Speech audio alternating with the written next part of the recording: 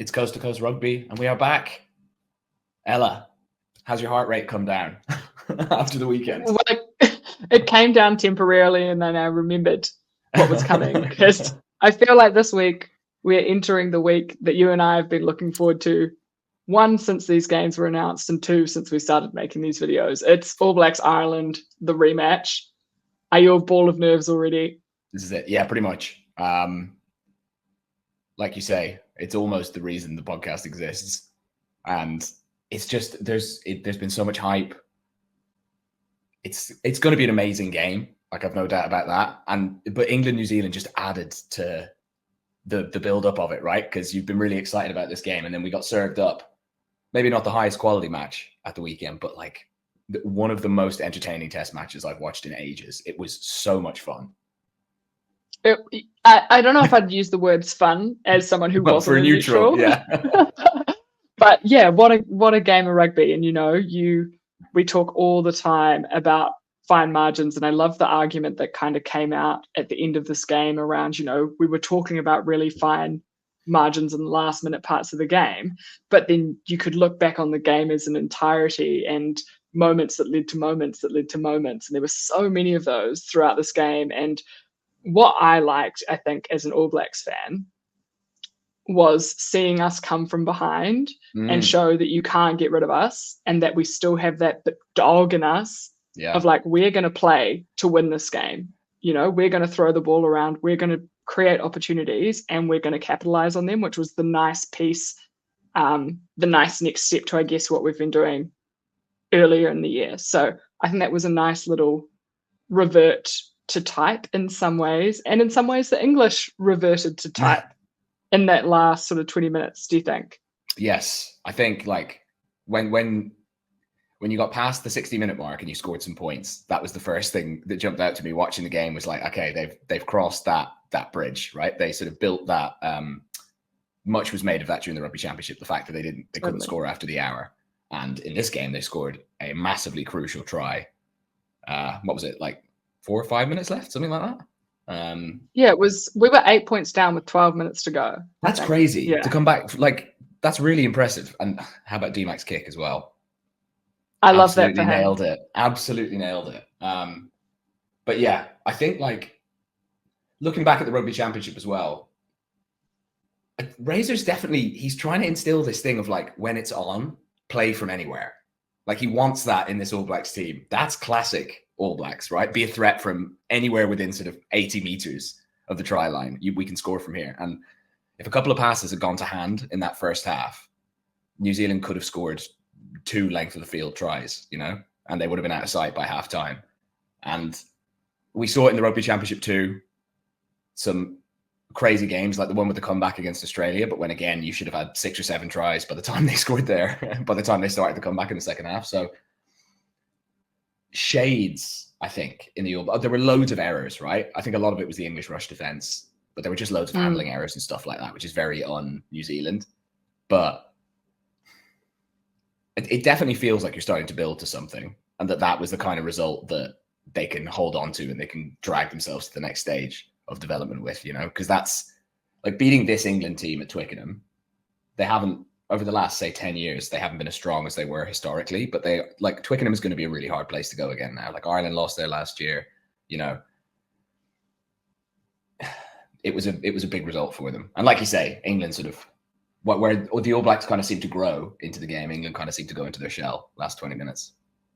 Yeah, absolutely. And I think you're so right that for a lot of the season, I think All Blacks fans have been going, where is this team going? What are we doing? What's the identity? What's the vision? And I think we're starting to see it quite clearly. Mm-hmm. And I think that you get the feeling that we're just one notch away. When that notch clicks, I don't know if it could be this weekend. That would be amazing. Oh God, I hope not. But I think the pictures are starting to get a bit clearer. So I feel that sense of optimism. England there were some incredible performances across the park. I think they also highlighted some, I guess, not errors, but some areas where Ireland will be able to target. I think, those quick succession of penalties that the All Blacks gave Mhm. away for tackling players off the ball. Like, that's Ireland. If anyone can flood a channel, Yeah. it's the Irish team. So they'll be looking at that and trying to target it again. So I'll be interested to see how the All Blacks mitigate any hesitancy they have around that moving into this game. Yeah. That's an interesting one, right? Because like, if you're running, I can't remember who I saw talking about it, but saying that if you're going to be hitting people lower, which is the directive right for all players now, that you kind of have to commit earlier. And I was wondering, this like, was the Aotearoa rugby pod, wasn't it? Yes. And I was we watched the same wondering, thing. like, are they just justifying it after the fact, or is there some truth to that? I couldn't decide. But Ireland will have much more deception, way more dummy runners. Like, I think they probably would have been looking at that and thinking, well, there's a real opportunity. But, it could have been that the New Zealand players were committing too early, or it could have been that they saw what England were trying to do and they thought it's worth giving up a few penalties to put some doubt in their mind. You never really know. Deception, mind games, a lot. Who were the standout players for you, maybe for England? For England, Marcus Smith was very good, I thought. Faye Waboso, good as always. Ben Earl. Except that was a crazy no-arm tackle. That was when he was getting up being like, no, I wrapped. I was like, he does bless that. you. He does that all the time, right? He did it in the World Cup semi-final. He did it against France in the Six Nations, and France got a last-minute kick and won the game. Like, he does have it in him. He had a brilliant game otherwise, though. Did you see, I was on Hugh's podcast at the weekend, and he showed me the carry stats. So Ben Earl was top of the carry stats for the game. And then there was no other England forward inside the top 10. That's wild, because actually the stats here, and it says, New Zealand 143 carries, England 87. So if you think about proportionately how much of that is Ben Earl, that is wild. And fatigue played a big part in this game, I think. You could tell from, I remember it felt like 40 minutes had been and it was only 20, and those teams were gassed. So Ben Earl, the engine on him, very impressive. But I mean, like, England should be getting so much more out of Cunningham South as a carrier, out of George Martin as a carrier. Itoje was very good, I thought, both sides of the ball. He had a really good game. And it was the sort of tale as old as time for England, right? The attack didn't seem to work as well as it could have. The scrum was a problem, particularly when the replacements came on. They aren't. There was a bit of consternation in the English rugby media afterwards, because people are like, oh, this team isn't developing. They're supposed to be this new attacking team. We're not seeing it. I definitely think they're getting better. Like, they do need to find a way to score more tries. Like, did you see Sam Warburton's article before the game where he was like, if England are going to win this, they need to score more than 24 points. He said that before the match. That's the golden number, isn't it? Yeah. And he was like, if you go back and look at all their matches, they just don't score that many points. And New Zealand are definitely going to score tries. So, like, they need to find a way to get over this line. And it's true. Like, even the really big victories they get, they don't score that many. So I think they know what's in front of them. It's just a matter of releasing the shackles on Marcus Smith a little bit. Well, we've been saying since they came down here that the ceiling for this team, looking at this team in 2027, it's a scary prospect. They are going to be very good, and probably for this period, they're going to be even better. So I'm really pleased as an All Blacks fan that we sweep them this year. I think, if you score 3 tries to 1, you deserve to win the game. Yes, I think so too.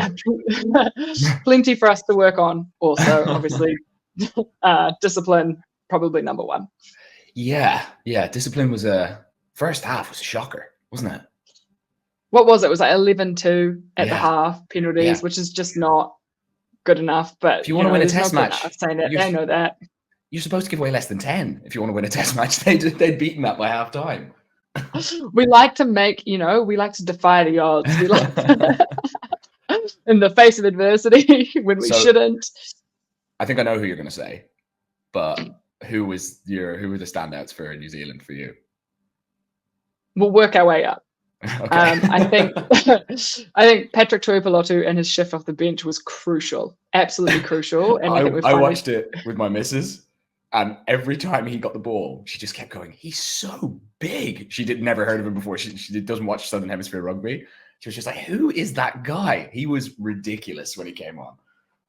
It's you know how we talked about Jamison Gibson Park in his bald era, Paddy's in his bald era, and he's leveled up also. So I love that. There must be something in it. Honestly, he was like the Terminator. It was amazing. It was great. I think I was very pleased to see a return to form for Mark Talia, backed up that performance against Japan, back to a slippery best, confident, working hard. That was very pleasing. And then you can't not, it's just like the 5th episode we've talked about him in a row. Wallace Satiti, it's a joy. It's a privilege. I'm so pleased we've unearthed this. He's just got so much about him now. I think, the matchup, I mean, we'll get into the All Blacks versus Ireland, but I think his matchup in particular this weekend is going to be huge. But what another statement performance from him. When he pumps the legs, I didn't realize how quick he was. Like, I knew he was a strong runner, but I didn't realize how quick he was in a straight line. When he pumps the legs and he goes, I've seen so many people use the word joy. Like, he is just a joy to watch at the moment. He's got that thing of, like, you know, he's young and things are going for him, and it just looks carefree the way he's playing. Like, he doesn't look too burdened by thoughts or expectations or anything like that. He just looks like he's just enjoying running around, like he's playing on a Sunday in the park. It's amazing to watch. Yeah, and I think if you watch any of his interviews, he's a very humble, very classic Pacifica person. If you have a lot of Polynesians in your life, very humble. I loved watching his man of the match speech and him speaking in Samoan at the start. He's just got, and there's a word, I don't know if you'll be aware of it, but in Maori here, it's called it's mana, which is the Maori concept of kind of like, it's hard to literally translate, but like status and authority and this kind of energy, like something about you. And it's often, like Richie McCaw, so much mana, like he walks into a room and everyone goes, yeah. And Wallace Satiti has that kind of thing about him. And I think a lot of people now are starting to look to the future, and he's got that little earmark of, is that a captain we're looking at? So a hugely exciting time as an All Blacks fan. And he seems to, you'd think that would be so much pressure and weight on someone's shoulder. And like you say, he just seems to be cruising, just floating. So long may it continue. I think the kids today call that Riz, I believe. Yeah, no. He's definitely got something about him. You're right. Yeah, I can't wait to see him live. Like, I'm so excited about that. But also afraid.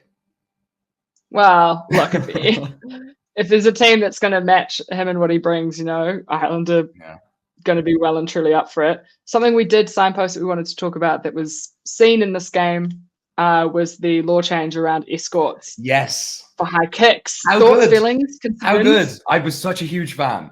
Like, people complain about box kicking all the time, but if you turn every box kick into a genuine one-on-one contest in the air, it's going to be so much more interesting. It's going to have so much of a bigger impact on the game. I'm really excited about it. Yeah, it was a noticeable, like, immediate shift, wasn't it? Tactically, from both teams. They were slamming it early on, just to kind of, I guess, test how things were going to go. And it kind of means that, I don't know.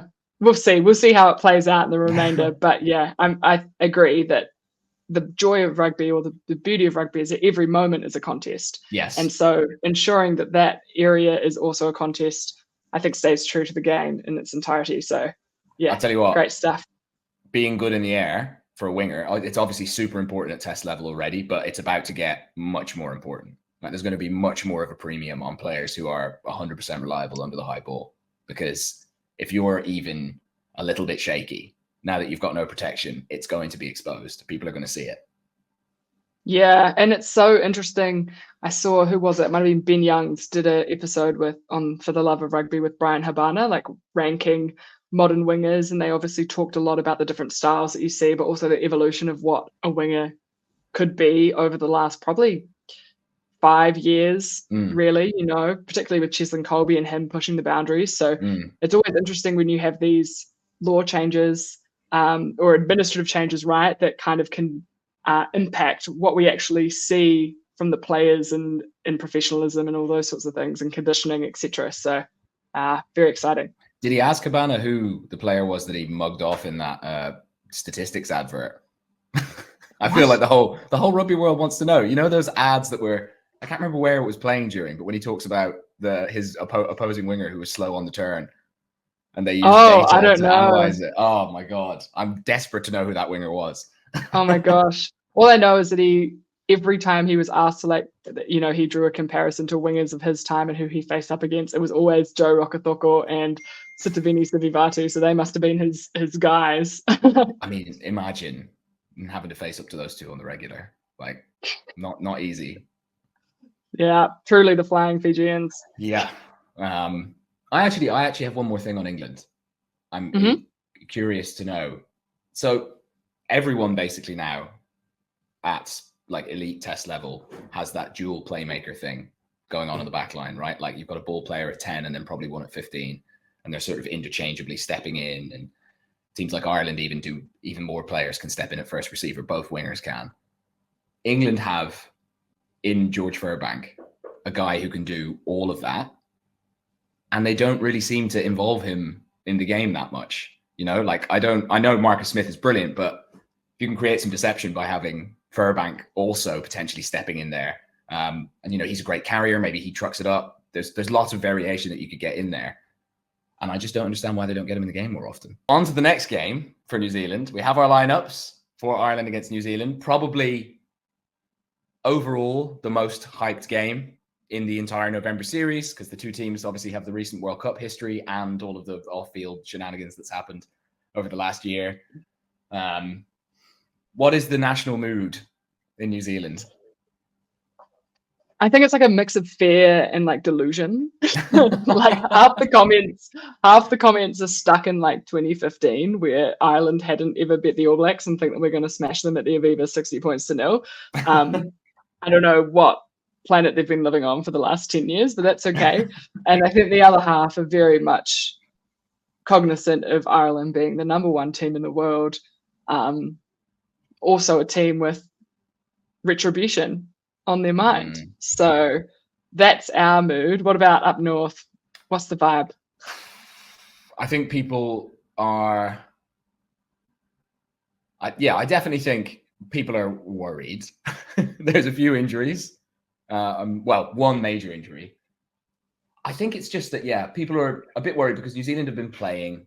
Ireland, you know, half the team plays for Leinster, and obviously they've played a bunch of games in the URC, but they haven't got together as the national team. And I just think everybody, especially after the World Cup, is just especially wary of being confident and then getting bitten in the ass by the All Blacks. Which is probably a better place to be than being overconfident. No, I think so, yeah. Although it does make me laugh. Like you always see in fan discussions, people are like, "Oh, your fans' attitude is why you never win games," and it's like that has nothing to do with any of it. Like the whole "how are you feeling, confident or not confident" thing exists alongside the match, but the match will be defined by, as we always say, fine margins and small moments, and that's what's gonna tilt it in the end. And you know, if you look at the All Blacks performance against New Zealand, or against England, sorry, what was interesting is there's a couple of things there that made me think, "Ooh, we can really have a crack at them." And then there were also a couple of things which made me think, like, "God, they're really going to have a crack at us. Like this could work really well against us." So I feel like it's so finely balanced,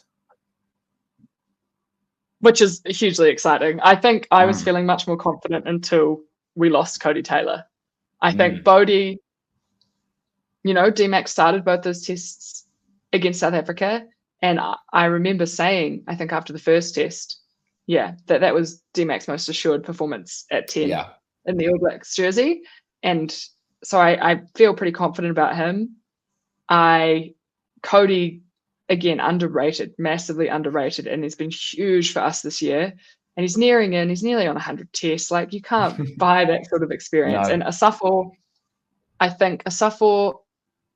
you know, initially the lineup was actually okay when he came on. Like the first half was kind of fine, and then it kind of suffered. But maybe that's fatigue. And he said, you know, he was pretty upfront that it was his execution and a couple of calling issues. But that's what I like, wondered, because FIJI went off as well, right? So there was actually quite a lot of disruption around the line out. Yeah. And he was playing 77 minutes. I don't even know if he's played 77 minutes for the Canes, like in Super Rugby, you know, like he's such an impact. Yeah. Like he started for the Canes, but he doesn't usually play that long. So Yeah. that's a big adjustment, especially at test level. So I thought he was massive around the park. He put in some huge hits. So who was the big one on? Marcus Smith, no? I think he got Cunningham South as well. A couple of bone shakers though, like really, really big tackles. So I think Suffle will be okay. And I think, you know, he's keen to seize his opportunity. He's been in and around the All Black squad for a long time. But George Bell on the bench is more my concern, because he's just so inexperienced. Like he's played 40 minutes or something off the bench against Fiji. So this is throwing you into the cauldron. Wow. I'm sure Cody will be getting in alongside him this week. But yeah, that makes me really nervous. And initially, you know, Ireland had some hooker issues too, but it seems like Kelleher is back. Yes, but he hasn't played for a while, and Herring hasn't played at all this season. He's on the bench. So I'm still not. It's a worry, because if Kelleher goes down early, you know, Herring's been, in fact, against New Zealand, he's been massive for us off the bench before. But you just worry when they haven't had any actual match minutes. Like Kelleher hasn't played in over a month. I don't think Herring's played at all for Ulster. You know, it's no doubting their ability as players or anything. It's just being nervous about someone coming in who's not conditioned, you know? Yeah. And I guess interesting discussion for both teams in the front row, because that's where your big injury concern is heading into this game, yeah? Yeah, Furlong being out is, I mean, you'd worry about the scrum anyway. Like, the Irish scrum has had troubles. When we got absolutely pulverized in South Africa, England gave us a hard time in the Six Nations last year. Even in the game against Wales, where we beat them pretty heavily, the ref was on our side in the first half, but then we gave away a ton of scrum penalties. Like, I think other test teams look at the Irish scrum as that's an area you can get at them. And New Zealand have a pretty good scrum. But that was the interesting thing I thought about our team naming. Many people expected Ethan de Groot to be named back in the team after being in the naughty chair last week. And no, not even in the 23, which I think Razor's messaging has been largely around consistency and cohesion, which I quite like. And I think many also expected, and Tamati didn't have the easiest day at the office. He was getting pretty animated, wasn't he? He felt he was pretty hard done by in some of those penalties. I thought he was too, to be fair.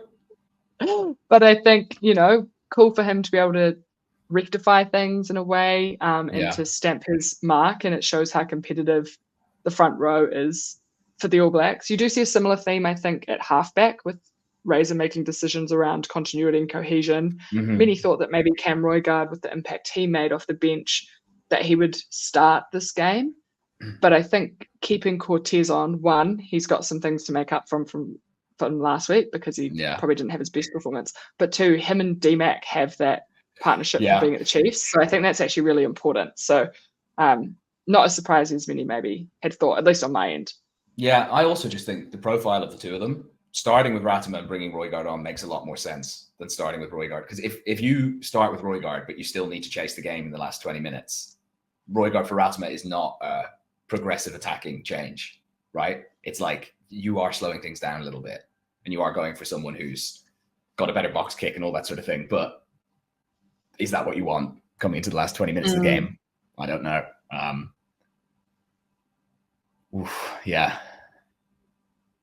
Where do you think this, like, which areas of the park, or like which matchups do you think this will be won and lost in? I think an awful lot like in the World Cup, it's going to come down to set piece. Can Ireland hold their own in the scrum? Can the line out function? Because all of Ireland's best attacking play comes off line out. Like it's where they have all their clever moves. Because those two things went against Ireland at the World Cup, and that's how we lost the game. Because, you know, everything else that happens is like, you can guarantee there will be moments of individual class from both teams. You can guarantee there will be a couple lucky moments here and there. But what you can really control is, does your set piece go well? Can you build platform that way? And I think it's all going to come down to that. Oh, spine tingling. Isn't it? I think, always a pleasure to see Adi Savia match up against Kaylin Doris, like two athletes that are so different in many ways, but ruling the roost at number 8 for the last couple of years. I think it's a huge matchup. I think that's a big personal revenge story, because in the World Cup game, Savia definitely got the better of him. Like he had all that experience, and Doris.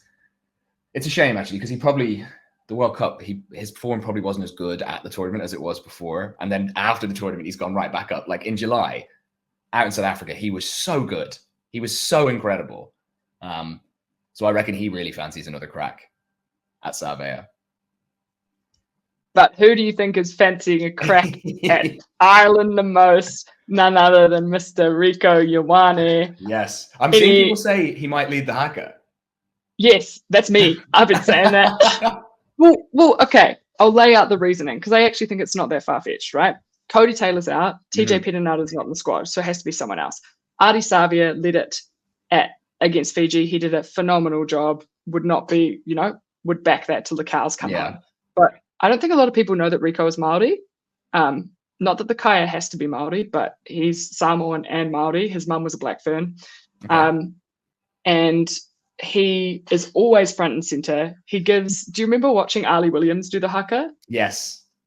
He has that exact same energy, right? And so I just think, like, after how responsive we were to the whole England palaver, like us taking a step forward, I think, they're kind of playing into what the fans are talking about, what spectators are talking about, and it would be perfect. It would be amazing. It would be amazing. Like, yeah, just for the story of it. And like, I do think they should lean into it. Like, building that rivalry, building that narrative definitely makes sense. I'm so excited, because as well, like, when the haka starts, the crowd will start singing, and there'll be that competitive who can bring the noise a bit more. It's going to be amazing. Yeah, absolutely. And sorry, one more reason why I think this will happen is that after the Bledisloe and Wellington, someone asked TJ Perenara who he wanted to be the next All Blacks kaya with him leaving, and he said, Cody Taylor's put his hat in the ring. Billy Proctor leads the Hurricanes haka. I think he would be amazing, but Rico would be amazing too. So, I think Rico's in and around that thing, but I agree. Lean in, like Rico's leaned in. He leaned in months ago. Yeah. He would be so up for it. He's there for it. There's no question about that. But I do think they've kept him back from the media this week. We haven't seen much of him, like on socials. We haven't seen much of him. We've seen more of Kieran Reid than we have of Rico Ioane. I don't know if you saw that. He was in training with the All Blacks this week. No, I didn't see that. Yeah, haven't seen Johnny Sexton much in the media yet either. Yeah, I think like keeping the war of words to a minimum makes sense. But once you're out there, like, add to the theatre. Like, why not? Yeah. If Rico knocks a ball on, oh no. It's going to be a tough day. Okay. Have we missed anything about this game? There's so much to talk about. We could talk about till the cows go home. Yeah. I think one more interesting thing for Ireland is they've gone for Byrne at 6 again, so that they can have Ryan and McCarthy in the second row from the start. And with the All Blacks now having what looks like 3 brilliant options at lock, the battle in the second row and the back row, I can't wait. Like, there's so many matchups. Like, we talked about Savea, Doris, like Byrne, Satiti. Like, Ty Byrne is a brilliant all-round player. Nobody's really shackled Satiti yet. Like, is he going to be able to find a way? How's that going to go? Will he have the energy reserves if they bring on Tuipulotu in the second half? Because you'd assume Byrne will move into the second row in the second half. And then for Ireland as well, they've gone for Easterby and Peter O'Mahony on the bench. So pure experience. I think a lot of people would have expected to see Ryan Baird there instead. But Farrell back in the old hands. I think he knows that it's going to be squeaky bum time whenever the substitutes come on. And he's gone for players who've been there and who won't get overawed, I suppose. And players with a bit of a score to settle, and that can buy you so much in those dying minutes or dying times when you're kind of gasping and thinking, I'm done, I can't do anything Yeah. more. They're going to be able to find a bit more in the tank. So, oh, look, we've been talking about it all year. The day's nearly here. I also think we must address as people who have been talking about off the ball for much of our conversations. It was such a hilarious moment at the All Blacks press conference where off the ball was there and they had this huge microphone and put it right in Scott Robertson's face and he goes, off the ball. Oh, is that a podcast? What's that? After all they've done to get to be unknown by the All Blacks I think he knew what he was doing. Because after they go, no, this is a radio show, and he goes, oh yeah, awesome. Like that really made me laugh. I think he knew what he was doing. But then it also seems against type because he just seems like such a polite, sort of generous spirited guy for the most part, you know? He doesn't seem like a take shots kind of guy, but I still thought that was really funny. I think he kind of is. Yeah. Like if you're not on an oppressor, just from what I've seen, like he'll fire questions back at you. Like people will be like, okay. People will say to him things like, do you think you answered a few critics? And he'll be like, well, what were the critics saying? You know, like, oh, what was that? What did they actually say? So I think he'll bite back, but in a very Kiwi way. I think. Good for him. Chill. Good for him. I think I like a bit more back and forth between coaches and the press. I think number one, it's just more entertaining to watch. You get great clips. But number two, like it should be a little bit adversarial, you know, both ways. You shouldn't just have to sit there and take it if people are asking questions and writing stuff about you. Or and I guess even. Well, even like you think of, you know, in the wake of the Johnny Sexton, Rico Ioane stuff, like everyone goes, oh, well, you know, values, rugby values, and what happens on the pitch stays on the pitch, and, you know, go for a drink in the sheds and all this. And I was like, but that's all fake too. Like they don't actually like each other. It's all just performing. So why not just lean into the fact that you actually don't like this guy? And that's fine. But anyway, I was at the Lions launch yesterday, and Tommy Bowe was talking about what it feels like to come into camp for the first time, and he was saying like he ended up having a room with Owen Farrell in Lions camp, and he was like, when he got there and he found out, he's like, Jesus, what's that going to be like? Because, you know, from playing against England, obviously they hated each other, and he's like, one of the best parts of the Lions is obviously you get to know those people and you are able to look at them in a different light, but you know, the precondition for that is that they hate each other. Well, from playing against each other, because you do, you know, like if you regularly play against, I mean, even at amateur level, you regularly play against the same teams. There's always a couple of guys where you're like, oh, I hate that guy. And at elite level, it's going to be 10 times worse. Well, especially when you've got England in there and their relationship with various countries in that area. Like you can't tell me many Irish people love the English. So, super. I've always wondered that, even like it's not quite to the same level, but you know, coming from whatever franchise team into a national team, like I think I heard James Lowe talking earlier in the season when Leinster played Munster, being like, "Nah, I hate these guys," even though they're national team. So huge. Actually, one more thing. Sorry, just on the Ireland thing. I knew about this, but forgot about it. About Andrew Goodman, who's coaching for the Irish, and he's a Kiwi, formerly coached under Razor at the Crusaders from 2018 to 2022. So where we had Joe Schmidt last year, you guys get Andrew Goodman this year. Oh my God, another subplot. They're everywhere, weaving the whole thing.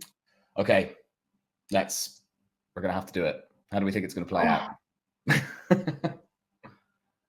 Okay, I think realistically, Ireland win this, and they should win this. They're number one in the world. They're playing at home. The place haven't lost for what? 18 games, 19 games? Is that right? Yeah. They haven't lost a game in November for like 6 years or something. The record's ridiculous.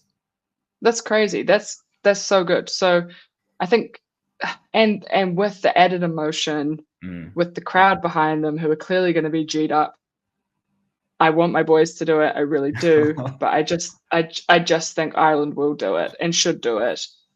It's either going to be really, my biggest fear, as long as it's not like a blowout, like a 15-point blowout, which it shouldn't be.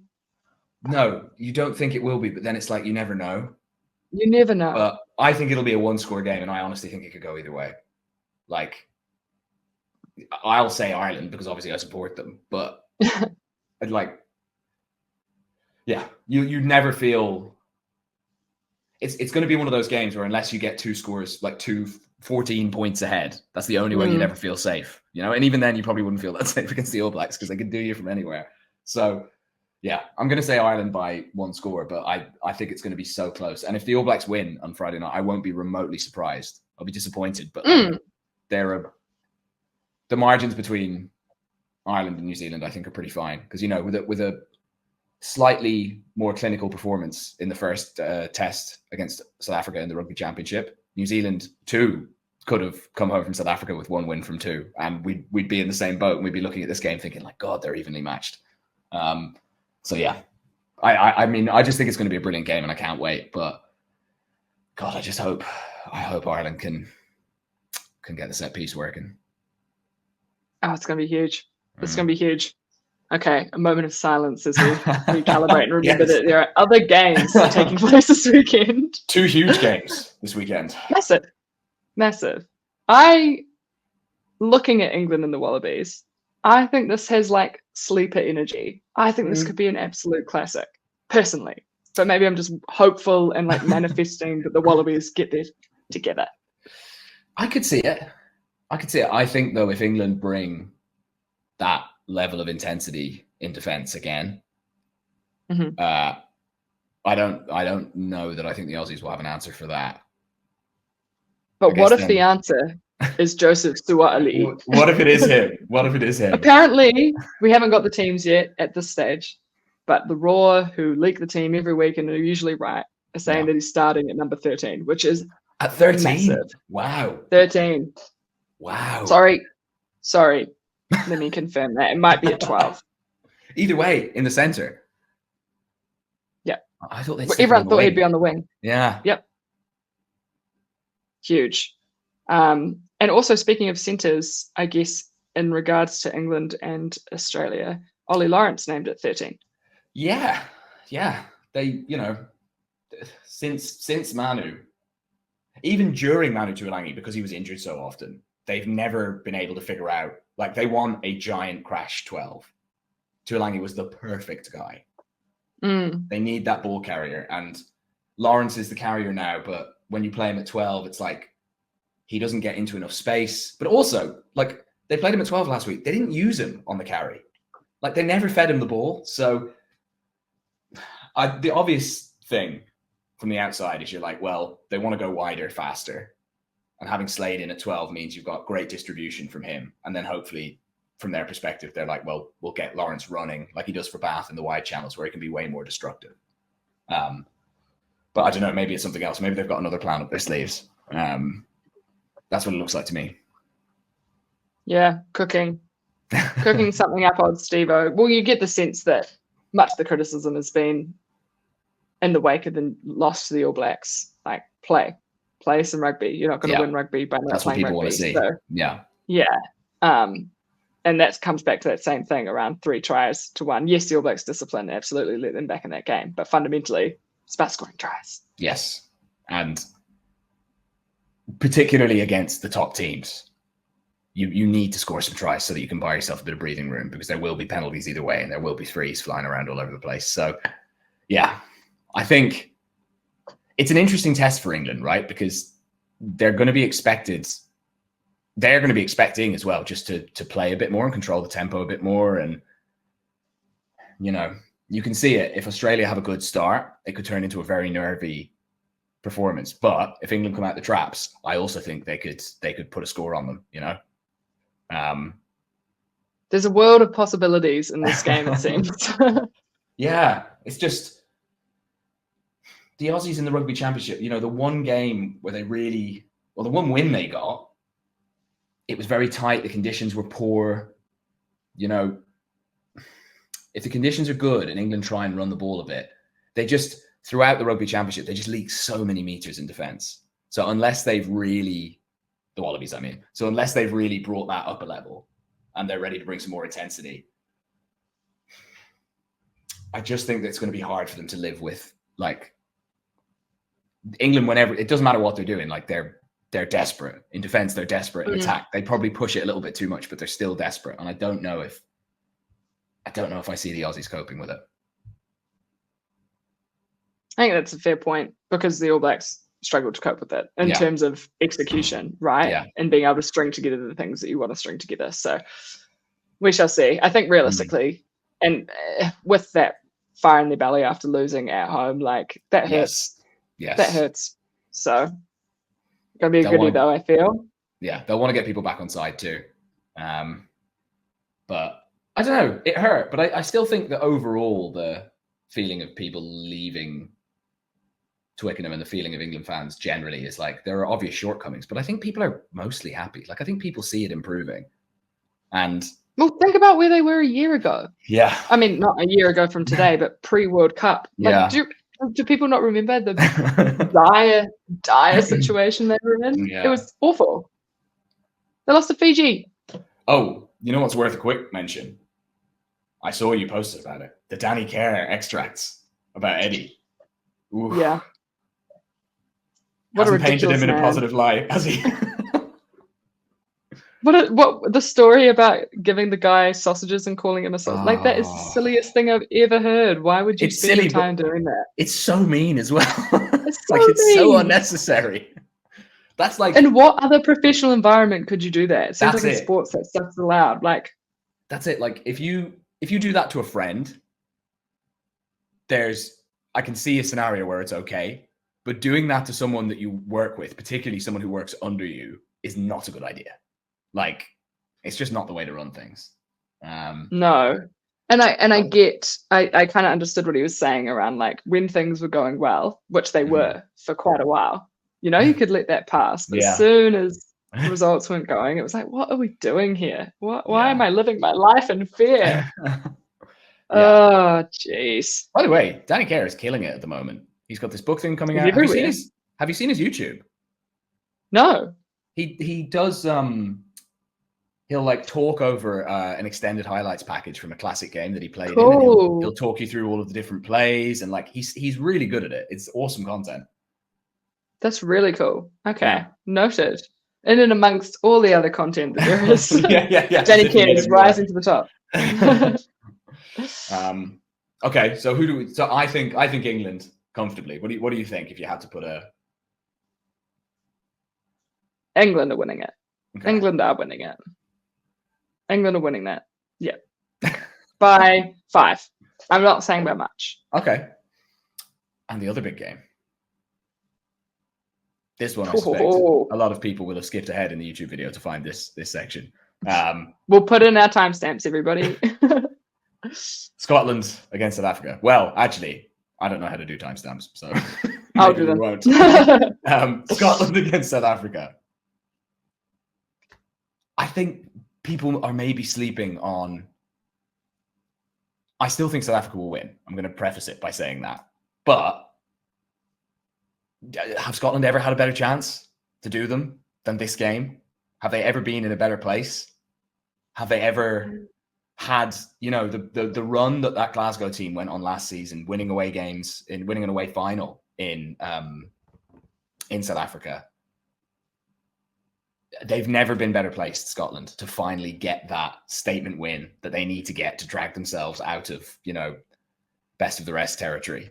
And I still think South Africa will beat them, but I think Scotland might run them really, really, really close.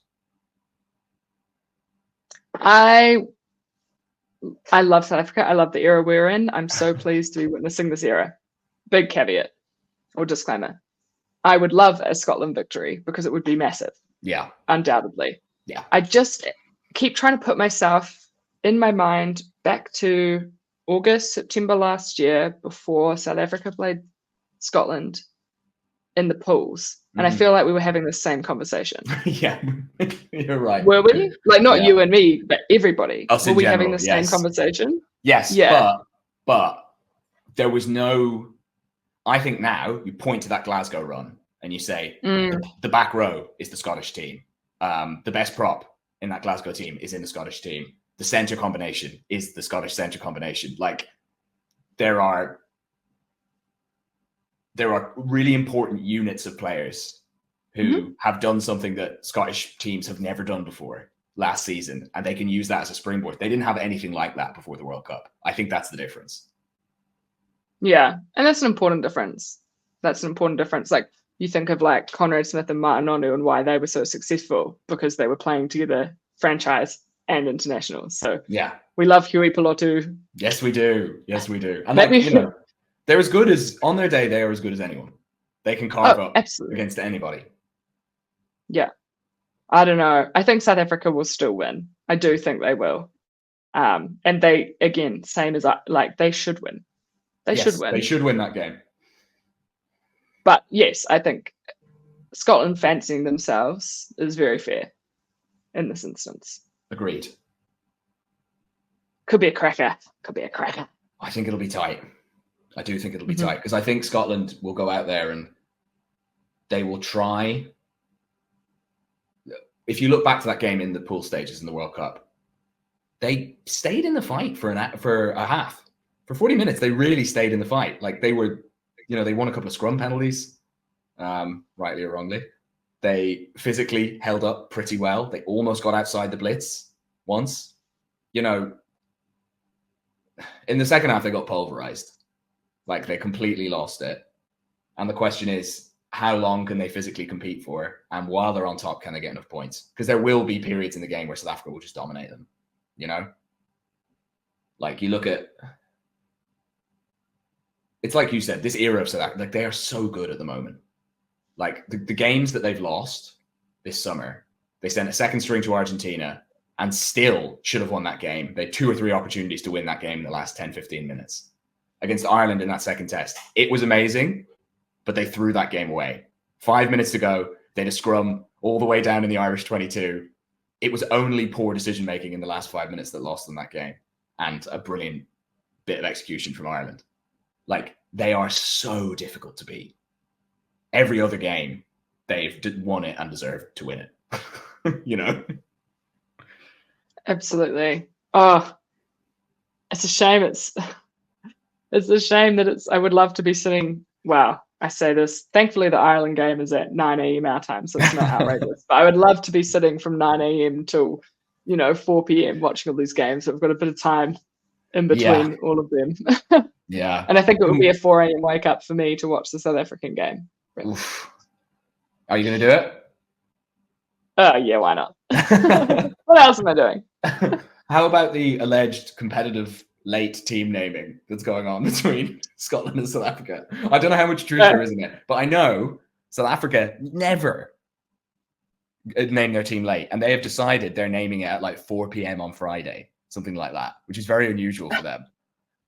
And so the speculation is that they're doing that because they heard that Scotland were waiting for them to announce their team.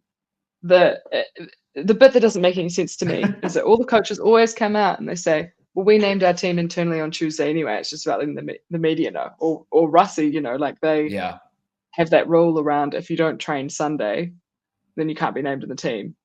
I don't think they follow that rule anymore. Well, they didn't with Eben, did they? Yeah. And there was another game where they waited late to name the team because they were sweating on the fitness of a couple of players. So I think that rule has exceptions. Yes, it was Sia. Yes. Yes. No. I mean, sometimes I think Russie's just making things up just to play a little game. Yeah. I imagine the teams have been named. Like realistically, they're not naming them internally on Friday, are they? No, but I think we can predict exactly what the teams will be. Yeah. For both, Well, people are saying that Hanekom might get a run for the Springboks because he got put up for media duty. Ooh, would he start though? True. Bench, maybe. Bench. For sure, I could see him getting a run off the bench because he's been brilliant again at the start of this season. Scary back row options they have. Where would he go? I suppose across the park. He'd go in the Elric Lowe slot on the bench, right? And you bring on. But why wouldn't you play Elric Lowe? They're so stacked. Yeah. Their depth chart is crazy. You bring on Quagga and Hanekom in the back row. I think that might be where South Africa have the edge in the game, right? The bench. It's not notoriously a weapon of the Scottish. No, it's not. Scotland have more. They have more depth now, though. They have big lads they can bring on who can help them stay in the fight. But the South African bench is just like such a well-oiled machine. Like they know exactly how to get the best out of them. Rumor is that Darcy Graham's out as well. Is that confirmed? Yeah, HIA. Oh, that's a big loss. Okay. Yeah, it's a shame because I don't think he's ever played against, except for the World Cup game. I don't think he's ever played against them. It's something like, because they don't play each other that often outside of getting drawn in a big tournament. Well, it's the same as us. Like, we never play Scotland ever. Yeah. So annoying. It's such a shame. Okay. Predictions. I mean, I think South Africa, but I think it'll be close. I don't think it'll be a blowout. Like, I think it might be quite a low-scoring game. Okay. But it depends, because I think Scotland will throw everything at them in the first 20 minutes. And it would just be like, do they get a bit of luck, or is there a bit of magic where they get over the line? And if they do, then we might have a really entertaining kind of back and forth sort of game. Because if Scotland gets some confidence in them, then, you know, you could see them building from there. But the most likely thing I feel like is that the South Africans will just mostly suffocate them. And yeah, and then score a couple of tries in the last 20 minutes and then run out winners. Yeah, I'm going to say South Africa by more than 10, but maybe less than 20. Somewhere between 10 and 20. I think like 10 to 12 would be the sort of margin I'd be looking at. Yeah, I can see that. Okay. Do we dare? I actually think an exciting game we've kind of missed out on. I know we've been yapping for ages, but we've got Wales and Fiji, the rematch, which obviously was a pinnacle game in the World Cup. Fiji, obviously, famously, probably should have won that game. Marginal calls that were highly contentious. It kind of was the springboard for a big debate around, I guess, tier 2 nations and how they refereed.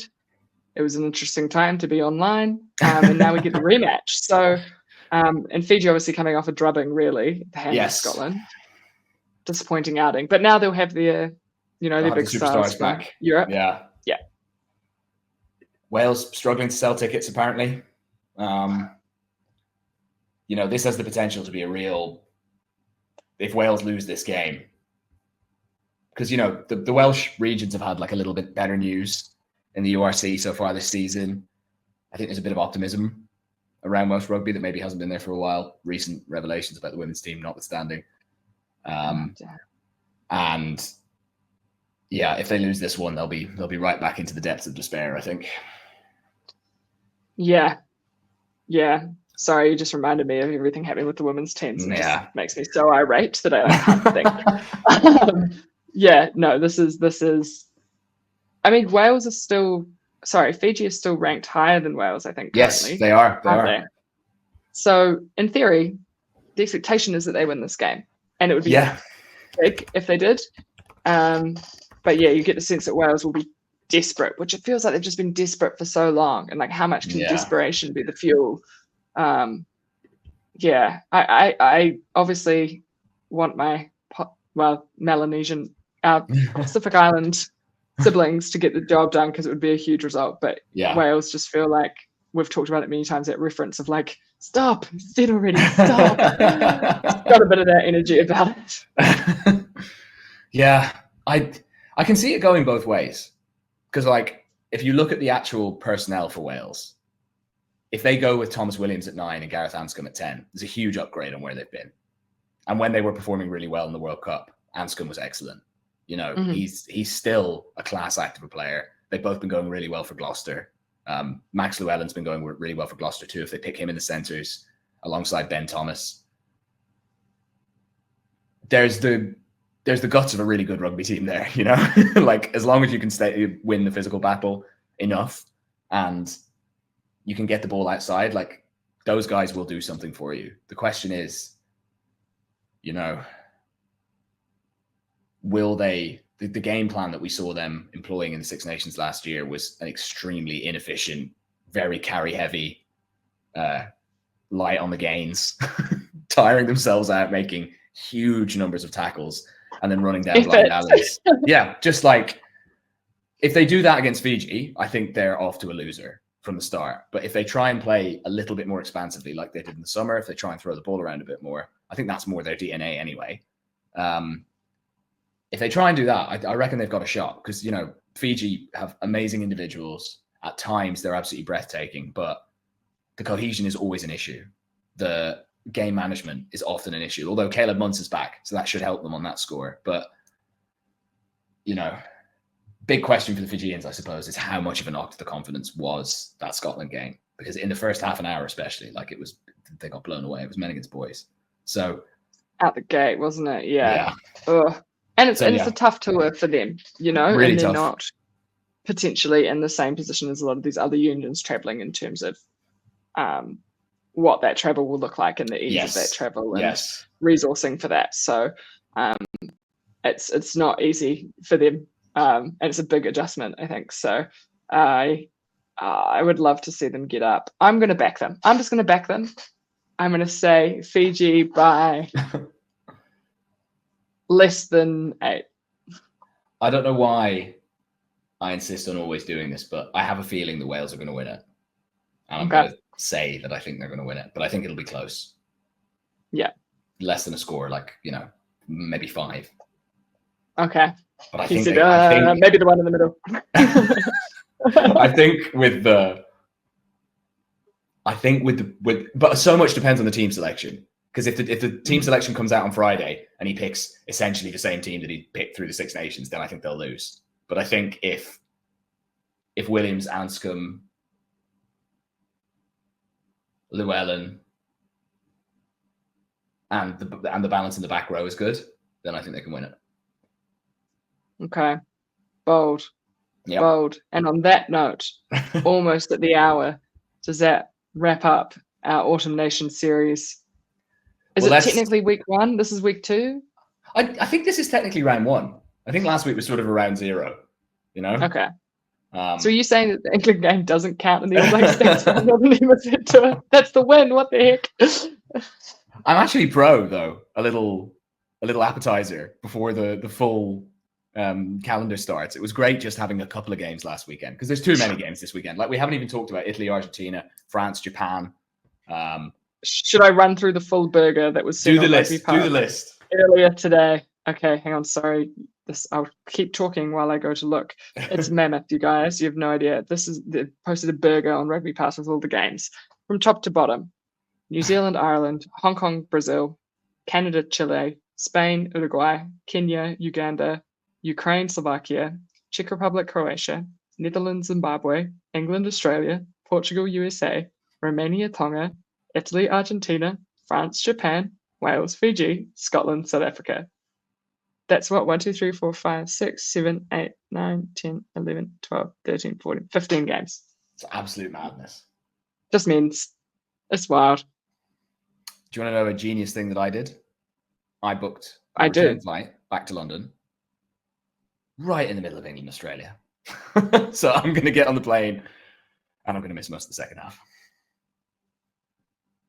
Devastating. I bet it'll be the most entertaining 40 minutes of rugby the world has ever seen. Yeah. That'll be just your luck. All right. Well, people always complain when we go over an hour, so we'll stop. We'll stop. Sorry. Okay. Well, I guess we'll see each other next week where we can dissect. One of us will have bragging rights. One of us will have bragging rights. You know what? What about a draw, guys? Why don't we just have a draw? For the podcast. For the podcast, let's have a draw. It's the most important thing. Exactly. Yeah, honestly, I just hope it's a good game. I don't mind. If Ireland lose, I won't. I'll be disappointed on the night, but it'll be fine. It'll be fine. It's always okay. It's always okay. We'll see what we're saying next week. Yeah. Okay. Well, thank you everyone for watching. Exactly. Thanks for watching. Like, comment. Always love talking to you down in the comments. Subscribe.